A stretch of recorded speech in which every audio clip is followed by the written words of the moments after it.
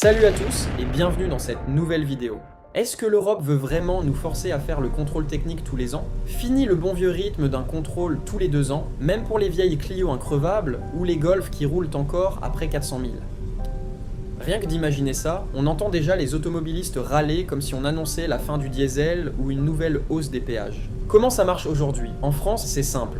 Premier contrôle à 4 ans, puis un contrôle tous les 2 ans. Facile, clair, personne ne s'en plaint trop. Mais à Bruxelles, certains estiment que les voitures de plus de 10 ans vieillissent comme un camembert oublié au soleil. Bref, pas vraiment rassurant. Résultat, une proposition de directive européenne, mise à jour de la directive 2014-45, est sur la table. Ce que prévoit le texte, plus de rigueur dans les contrôles, centralisation des données, et surtout, un hub européen où chaque contrôle serait enregistré.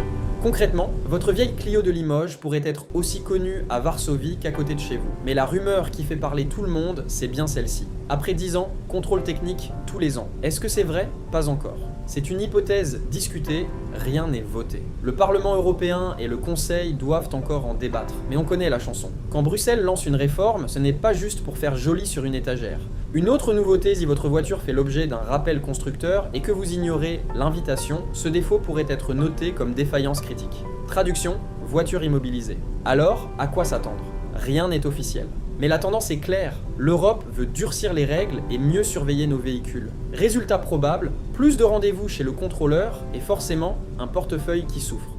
Conclusion, si ce projet passe, votre vieille voiture ne soufflera plus seulement ses bougies. Elle aura aussi droit à son petit check-up annuel, comme chez le médecin, sauf que cette fois, c'est votre banquier qui va tousser. Si vous avez aimé la vidéo, abonnez-vous et activez la cloche pour ne rien rater.